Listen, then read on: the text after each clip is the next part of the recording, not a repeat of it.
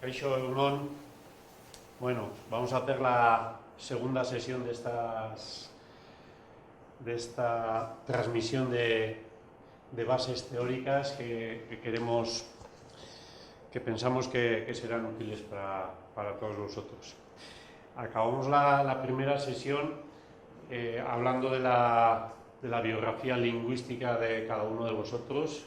Espero que hayáis probado. No es matemática y seguramente no habréis podido sintetizar toda vuestra biografía lingüística en una tabla, pero si os ha servido para entender cómo se aprende una lengua cuando somos niños o niñas y cómo se aprende cuando somos adultos, la diferencia entre el proceso A y el B y la complementariedad de las dos, sea en un sentido o en otro, y sobre todo qué es un hablante no completo y qué es un hablante completo.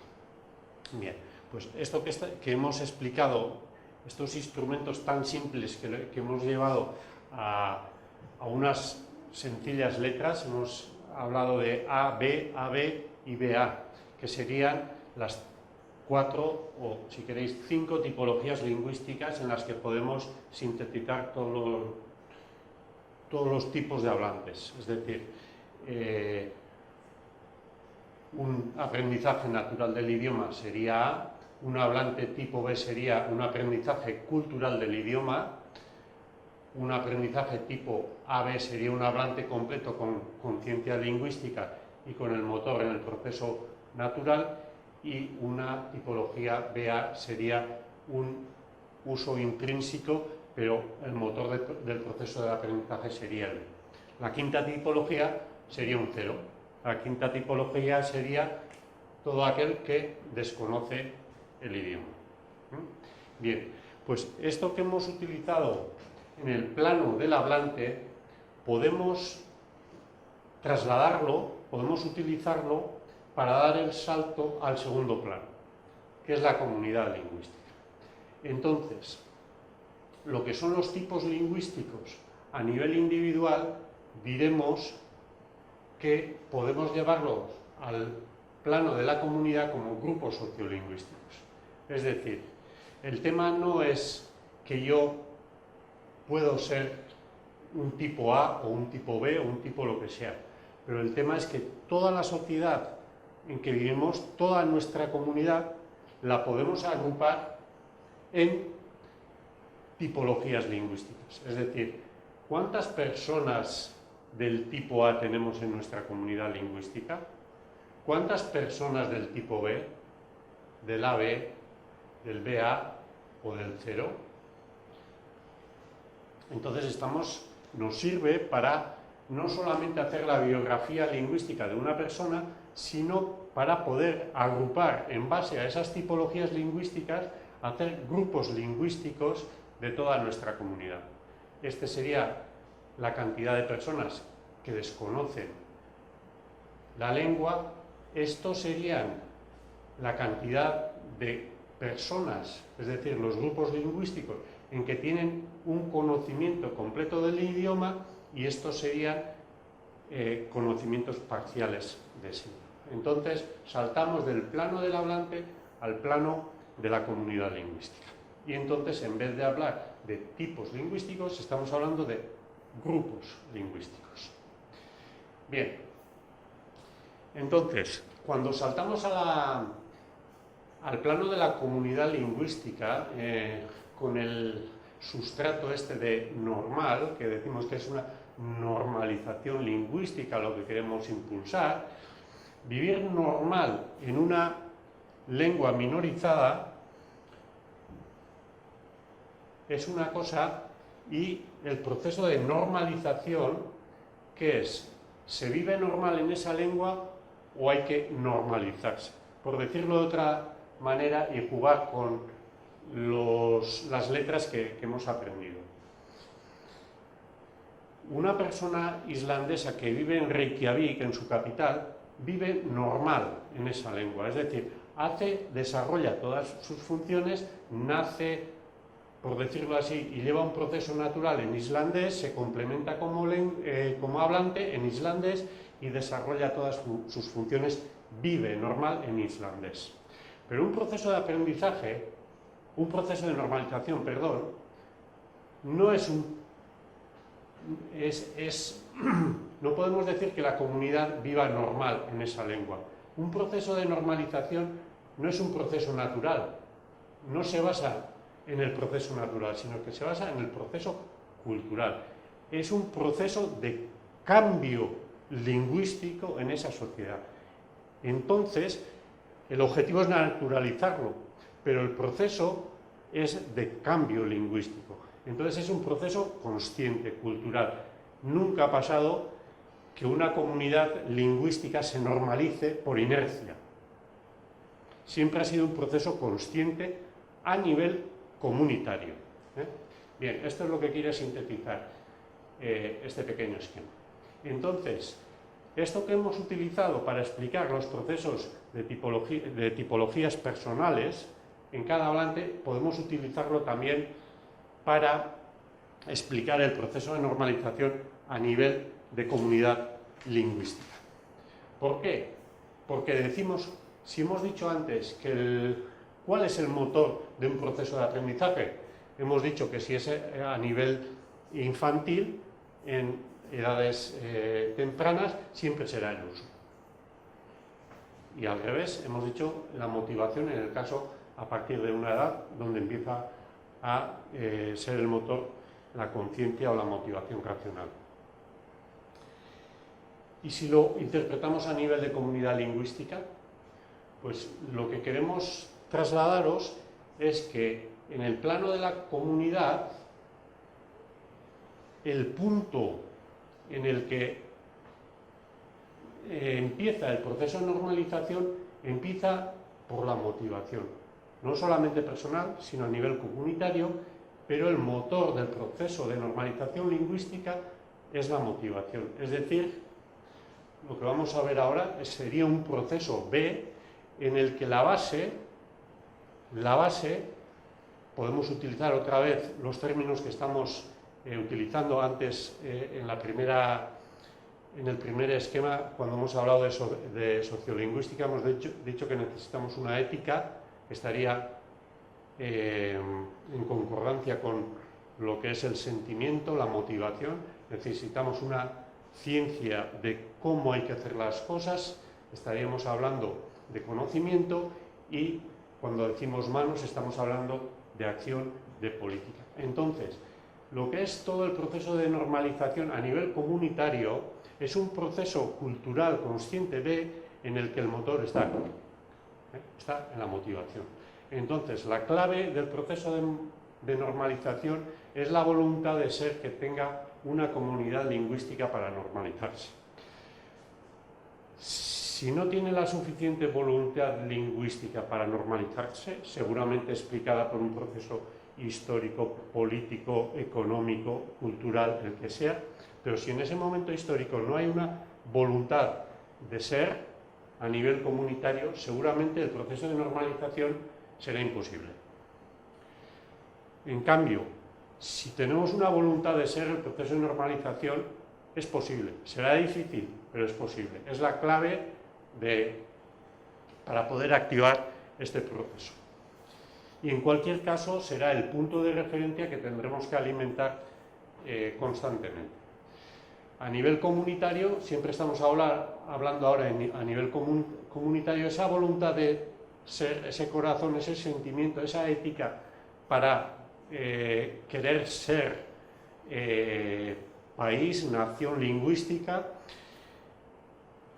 si llega a unos niveles de suficiencia, lo que necesitaremos para activar ese proceso de normalización, lo que nos será muy útil, será justamente lo que estamos trabajando, por ejemplo, por medio de este curso Aditu, que es qué nos dice la ciencia para poder explicar y para poder avanzar en la buena dirección en ese proceso de normalización. Entonces necesitamos lo que hemos dicho antes de conocimiento lingüístico a nivel personal, en este plano necesitaríamos el conocimiento que nos da la ciencia del proceso de normalización lingüística. Pero eso, ¿para qué lo queremos? ¿Para saberlo o para cambiar aquella comunidad lingüística, aquella sociedad en la que estamos viviendo, trabajando, etc.? Entonces, vamos a decirlo de esta forma, con la misma caja de herramientas estamos explicando tanto lo que es el proceso de adquisición de la lengua como el proceso de normalización social de la lengua. Proceso B, cultural, consciente. Bien, esto nos lleva a hacer lo que explica Čepeš, que es una comunidad lingüística. Antes hemos dicho que en una comunidad lingüística tendríamos 5 tipos de hablantes, pero esos 5 tipos de hablantes tipos no, sino grupos lingüísticos, estarían divididos en 3 subgrupos, por decirlo de una forma. En una comunidad normalizada, el diagrama de una comunidad lingüística normalizada sería más o menos esto. Ya que estamos hablando de los islandeses, pues en Islandia habrá hablantes que desconocen el islandés, pocos, pero aquellos estarán siempre en lo que es la periferia de la comunidad lingüística. Habrá seguramente, pero pocos, hablantes incompletos que hayan hecho un recorrido u otro del proceso de aprendizaje y no lo hayan completado. Pues gente que no ha podido alfabetizarse o gente que tenga un conocimiento cultural pero no se haya naturalizado. Muy improbable, pero habrá. Y la mayoría de los hablantes estarán en estos 2 grupos lingüísticos, que serán tipologías lingüísticas, personas, grupos sociolingüísticos en los que ha habido un proceso natural y luego cultural de la lengua, o primero cultural y luego natural. Y estos todos son hablantes completos de esa lengua. Que eso en cada comunidad lingüística, pues aquí vosotros no conocéis a nadie, pero podríais hacerlo de esta forma en vuestra comunidad. Es decir, habrá en una comunidad concreta gente que no conozca esa lengua, habrá gente que tenga un conocimiento, vamos a decir, parcial de la lengua, y habrá gente que sean hablantes completos. Vamos a venir otra vez al tema este porque es un tema clave. Aquí estamos, vamos a decir, haciendo un gráfico simple de lo que sería una comunidad lingüística normalizada. Pero ¿qué pasa cuando esa comunidad lingüística no está normalizada? Bueno, ya que sale aquí el término, es un término acuñado por Čepeš y es muy importante. En esta distribución de los grupos lingüísticos, que son 5, pero lo hemos reducido a 3, estos serían desconocen la lengua, conocimiento parcial, y esto sería conocimiento completo. Al grupo de hablantes completos de una lengua le llama Čepeš el espacio simbólico de una lengua. Y es que estos hablantes están completados en esa lengua y de forma similar, por medio de estos hablantes, la lengua se completa. Estas personas desarrollan todas las funciones en esa lengua y esa lengua es desarrollada en todas las funciones por estos grupos lingüísticos. Esto es la descripción de una comunidad lingüística normalizada. Pero ¿qué pasa cuando en vez de tener una comunidad lingüística normalizada, pues tenemos una comunidad lingüística que por motivos sociohistórico, político, económicos, militares o lo que sea, llega a una situación minorizada? Entonces, en una situación minorizada, los tipos lingüísticos es probable que sean los mismos, pero la ordenación no es igual. Es decir, es posible que en esa comunidad lingüística la mayoría de los hablantes sean del grupo lingüístico 0 y además tengan un posicionamiento hegemónico central en esa sociedad. Es probable que haya, seguro habrá grupos lingüísticos con un conocimiento no completo de la lengua, y es probable que haya también algunos que tengan un conocimiento completo de esa lengua, pero que tengan un posicionamiento muy diferente, mucho más periférico del que tienen en una comunidad normalizada. Esto, para explicarlo de una forma más simple, podemos decir, por ejemplo, para ser alcalde o director de un centro escolar, o médico, o gobernador de un estado, o cualquier función central que pueda haber en una sociedad en Islandia, por decirlo de alguna forma, pero podéis utilizar otro país en la que la lengua esté normalizada, tienen que conocer de forma completa esa lengua. Es imposible que el presidente de Italia no conozca el italiano de una forma A y de una forma B. ¿Por qué?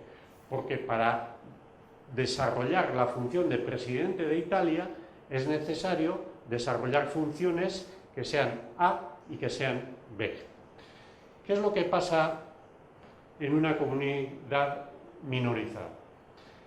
Por ejemplo, en Yucatán, en Mérida, para ser alcalde de Mérida, para ser director de un centro escolar en Mérida, para ser el médico de un pueblo, el cura, cualquier posición central de una sociedad, ¿es necesario saber el maya?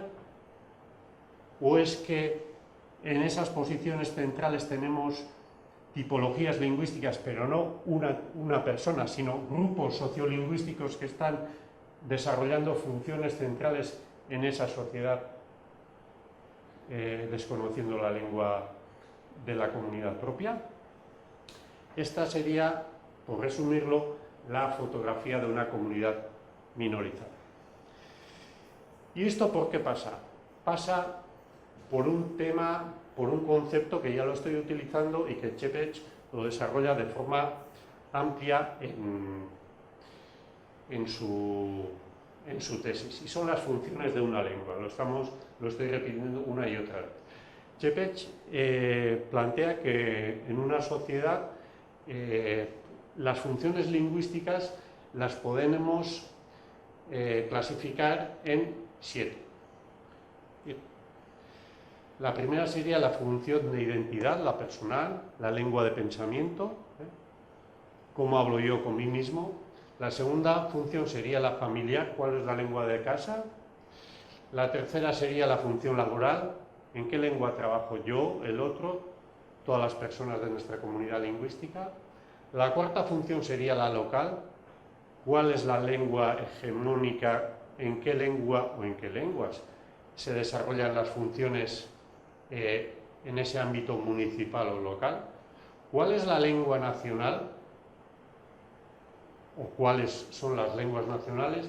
¿En qué, por ejemplo, qué sería la función nacional? ¿En qué lengua está la televisión? El ejército, la televisión, el sistema educativo, el sistema sanitario, todo lo que es el sistema judicial. Bueno, y de ahí para adelante también podríamos tener una función de civilización de la lengua y una función internacional. Siempre decimos que, por ejemplo, esta función en casi todos los ámbitos a nivel del planeta es el inglés el que lo desarrolla de una forma más, el que le está cumpliendo de una forma más hegemónica, ¿no? También de esto se puede hablar mucho, pero lo haremos de forma sintética. Entonces, si estas son las 7 funciones que puede cumplir una lengua en una sociedad,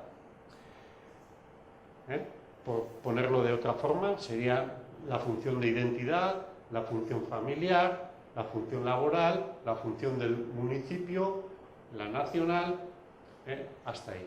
Čepeš dice que para que una lengua esté normalizada tiene que cumplir de esas 7 las 5 primeras.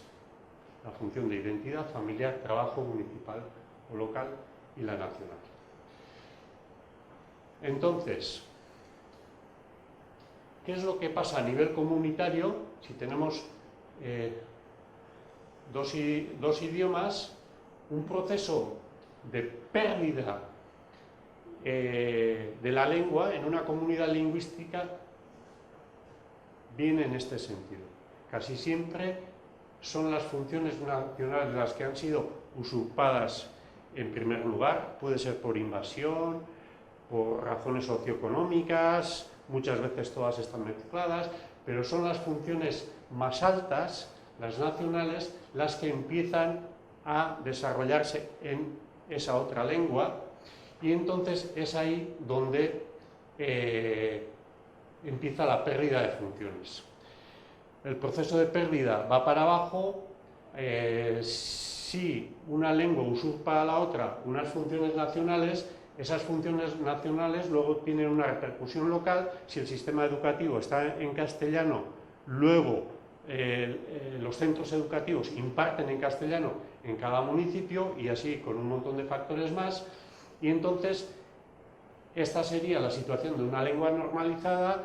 Esto es un proceso de pérdida incipiente o que está en sus inicios. Aquí el proceso de pérdida estaría mucho más adelantado, y este, por ejemplo, sería un proceso de pérdida que esas funciones locales luego pasan a ser las laborales. Normalmente, si usurpa la función laboral, pues seguramente será en los sectores más avanzados, modernos, y entonces es muy clásico que sean las funciones laborales en contextos rurales las que se mantienen en la lengua propia de esa comunidad, pero poco a poco eso se introduce luego en las familias. Eso repercute en un corte en la transmisión familiar de la lengua, y ya tenemos unos síntomas de procesos de pérdida muy avanzados que llegan hasta interiorizarse a nivel de función personal o de identidad. Esto es lo que pasa con las funciones lingüísticas. Entonces, eso está muy unido a las tipologías lingüísticas. Si tenemos una comunidad lingüística de este estilo, en la que todas las funciones se desarrollan en esa lengua, de aquí la gente que está viviendo en esta comunidad lingüística serán la mayoría tipologías A, B. Tendrán un desarrollo completo de la lengua. ¿Por qué? Porque para vivir en esta sociedad todas las funciones se desarrollan en esa lengua. Porque se ve la televisión en esa lengua, porque el sistema educativo está en esa lengua, porque en las familias se hablan en esa lengua, etc. En este contexto, seguramente ya habrá tipologías cero de esa lengua. ¿Por qué? Porque esto normalmente suele darse empieza en élites de esa sociedad. Entonces, personas que se mueven en estas funciones no tienen la necesidad de aprender la lengua propia de la comunidad, y entonces aquí empieza a decaer lo que son las tipologías, vamos a decir, completadas o normalizadas. Si nos vamos aquí, para desarrollar estas funciones, a ver cómo lo digo, seguramente una tipología A es suficiente, pero para desarrollar estas otras funciones depende de otros factores, pero seguramente necesitaremos un proceso de aprendizaje B. Bueno, esto también habría que explicarlo con más detenimiento, pero bueno, os lo dejo así para que tengáis una concepción entre la relación de las funciones lingüísticas y lo que es los tipos lingüísticos. Entonces, lo que tenemos hemos visto los tres planos, y entonces a nivel, ¿dónde está el equilibrio entre todas estas cosas?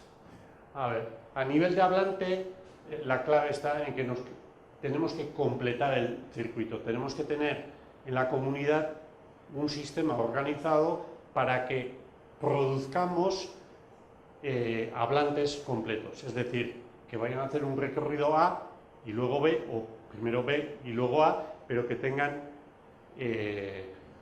un proceso completado en esa lengua.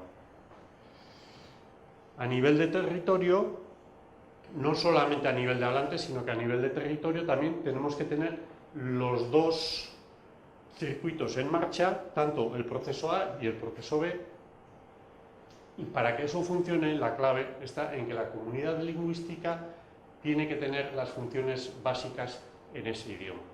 Si no tenemos las funciones básicas en ese idioma, es imposible, podrá haber una persona que conozca la lengua de forma completa, pero grupos lingüísticos surgen cuando tenemos las funciones básicas en esa lengua, grupos lingüísticos completos, sean AB o BA.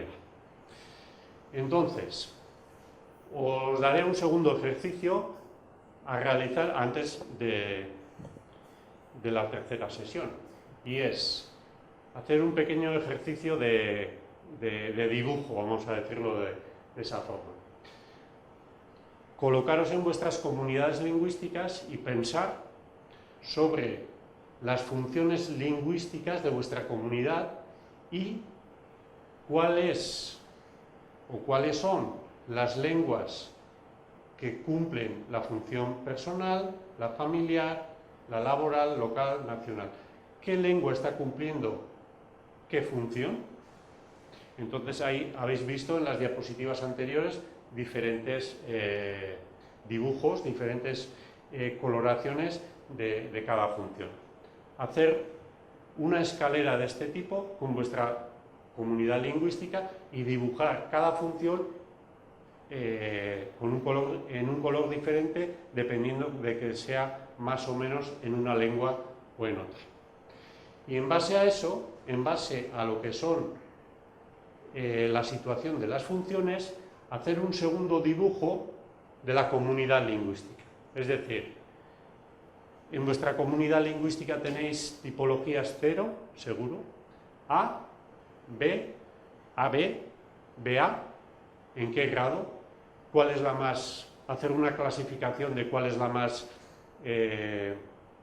usual o qué cantidades, qué proporciones puede tener cada una de ellas. Y luego colocarlas de una manera en concreto aquí, hacer una distribución. Os he puesto antes, vamos a decir, las dos, cómo sería una comunidad lingüística normalizada, con una distribución en concreto de esos grupos lingüísticos y de una que está en situación minorizada.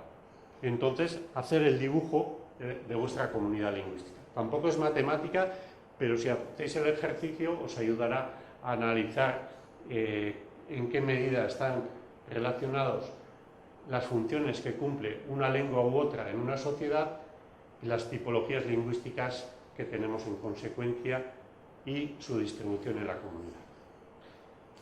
Pues por hoy, suficiente.